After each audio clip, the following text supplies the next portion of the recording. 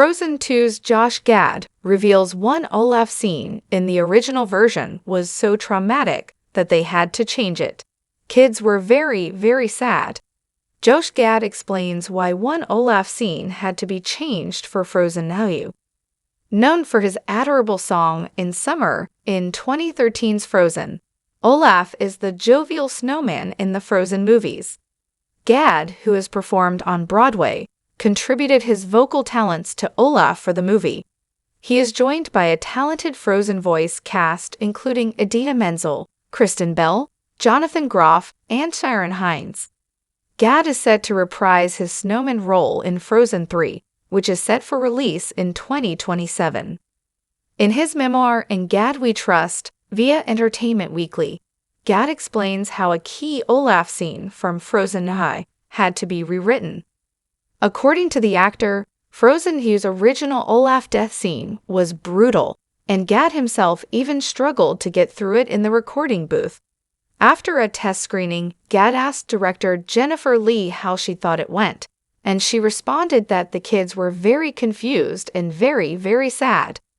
As a result, Lee went into a long process of reworking the Olaf scene. Check out the full quote from Gad below. Jen and I started recording the dialogue, and I couldn't get through it without sobbing.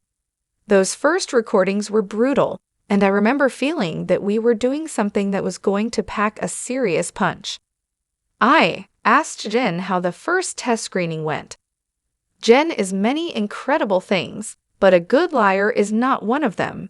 She put on a brave face and said, "The adults loved it, but the kids were very confused and very, very sad.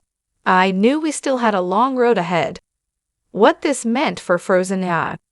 Frozen 2 does end up with a version of an Olaf death scene, but it is far from permanent. The powers that kept Olaf alive begin to fade away once Elsa discovers more about the truth about Ottohallen. As a result, Olaf ends up dying in Anna's arms, fading into a pile of snow. After Elsa is revived and gains back powers, she brings Olaf back to life, noting that water has memory.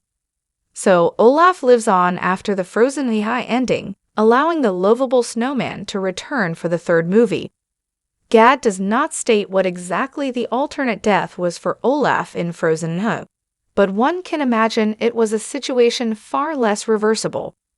As is, a child could easily be upset by the Olaf death that does exist in the Disney sequel, though they might be comforted when Olaf was brought back to life.